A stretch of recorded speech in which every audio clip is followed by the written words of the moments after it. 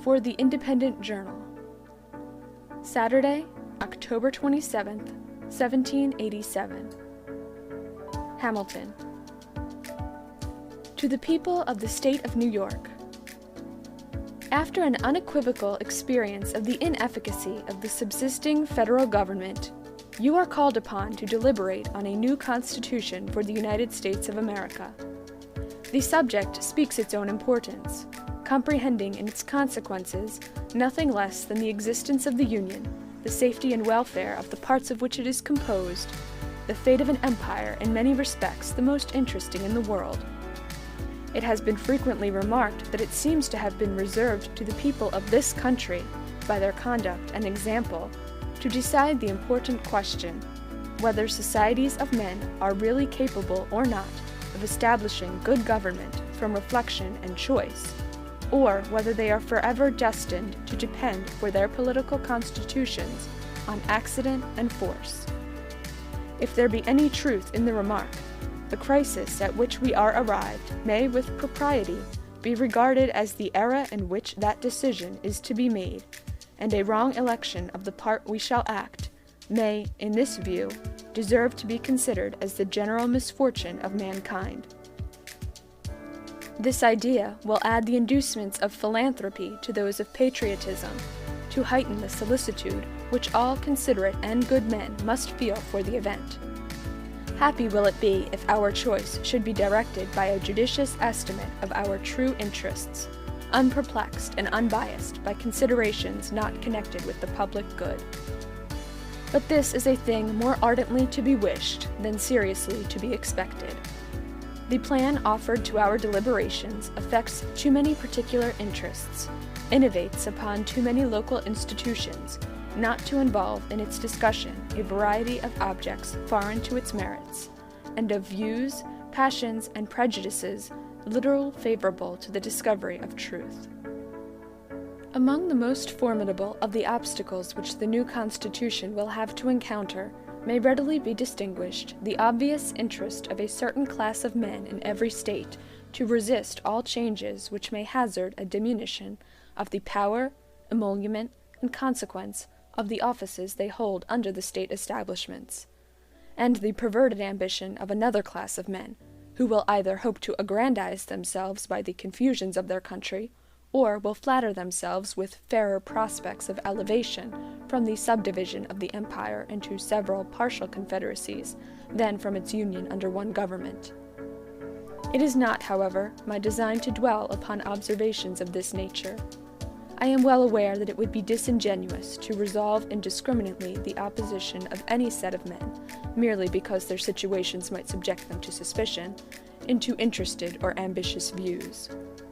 Candor will oblige us to admit that even such men may be actuated by upright intentions, and it cannot be doubted that much of the opposition which has made its appearance, or may hereafter make its appearance, will spring from sources, blameless at least, if not respectable, the honest errors of minds led astray by preconceived jealousies and fears. So numerous indeed, and so powerful are the causes which serve to give a false bias to the judgment, that we, upon many occasions, see wise and good men on the wrong as well as on the right side of questions of the first magnitude to society. This circumstance, if duly attended to, would furnish a lesson of moderation to those who are ever so much persuaded of their being in the right in any controversy. And a further reason for caution in this respect might be drawn from the reflection that we are not always sure that those who advocate the truth are influenced by purer principles than their antagonists. Ambition, avarice, personal animosity, party opposition, and many other motives not more laudable than these, are apt to operate as well upon those who support as those who oppose the right side of a question. Were there not even these inducements to moderation, nothing could be more ill-judged than that intolerant spirit which has, at all times, characterized political parties. For in politics, as in religion, it is equally absurd to aim at making proselytes by fire and sword. Heresies in either can rarely be cured by persecution.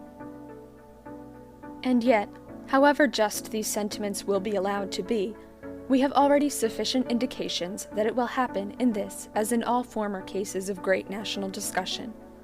A torrent of angry and malignant passions will be let loose. To judge from the conduct of the opposite parties, we shall be led to conclude that they will mutually hope to evince the justness of their opinions and to increase the number of their converts by the loudness of their declamations and the bitterness of their invectives. An enlightened zeal for the energy and efficiency of government will be stigmatized as the offspring of a temper fond of despotic power and hostile to the principles of liberty. An over-scrupulous jealousy of danger to the rights of the people, which is more commonly the fault of the head than of the heart, will be represented as mere pretense and artifice, the stale bait for popularity at the expense of the public good. It will be forgotten, on the one hand, that jealousy is the usual concomitant of love, and that the noble enthusiasm of liberty is apt to be infected with a spirit of narrow and illiberal distrust. On the other hand, it will be equally forgotten that the vigor of government is essential to the security of liberty, that, in the contemplation of a sound and well-informed judgment, their interest can never be separated, and that a dangerous ambition more often lurks behind the specious mask of zeal for the rights of the people than under the forbidden appearance of zeal for the firmness and efficiency of government. History will teach us that the former has been found a much more certain road to the introduction of despotism than the latter, and that of those men who have overturned the liberties of republics, the greatest number have begun their career by paying an obsequious court to the people, commencing demagogues and ending tyrants. In the course of the preceding observations, I have had an eye, my fellow citizens, to putting you upon your guard against all attempts, from whatever quarter, to influence your decision in a matter of the utmost moment to your welfare, by any impressions other than those which may result from the evidence of truth. You will, no doubt, at the same time, have collected from the general scope of them that they proceed from a source not unfriendly to the new Constitution. Yes, my countrymen, I own to you that, after having given it an attentive consideration, I am clearly of opinion it is your interest to adopt it. I am convinced that this is the safest course for your liberty, your dignity, and your happiness. I affect not reserves which I do not feel. I will not amuse you with an appearance of deliberation when I have decided. I frankly acknowledge to you my convictions, and I will freely lay before you the reasons on which they are founded. The consciousness of good intentions disdains ambiguity. I shall not, however, multiply professions on this head. My motives must remain in the depository of my own breast. My arguments will be open to all, and may be judged of by all. They shall at least be offered in a spirit which will not disgrace the cause of truth.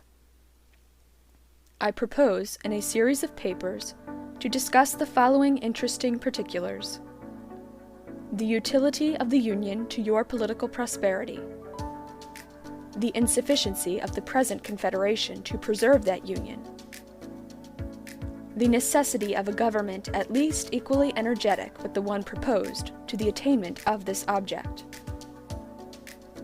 the conformity of the proposed Constitution to the true principles of republican government, its analogy to your own state constitution, and lastly, the additional security which its adoption will afford to the preservation of that species of government, to liberty and to property. In the progress of this discussion, I shall endeavor to give a satisfactory answer to all the objections which shall have made their appearance, that may seem to have any claim to your attention. It may perhaps be thought superfluous to offer arguments to prove the utility of the Union, a point, no doubt, deeply engraved on the hearts of the great body of the people in every state, and one, which it may be imagined, has no adversaries. But the fact is that we already hear it whispered in the private circles of those who oppose the new Constitution, that the 13 states are of too great extent for any general system, and that we must, of necessity, resort to separate confederacies of distinct portions of the whole. Footnote: the same idea, tracing the arguments to their consequences, is held out in several of the late publications against the new Constitution. End of footnote. This doctrine will, in all probability, be gradually propagated till it has votaries enough to countenance an open avowal of it. For nothing can be more evident to those who are able to take an enlarged view of the subject than the alternative of an adoption of the new Constitution or a dismemberment of the Union. It will therefore be of use to begin by examining the advantages of that Union, the certain evils and the probable dangers to which every state will be exposed from its dissolution.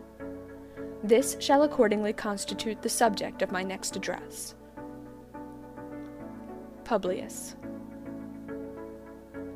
End of Federalist No. 1.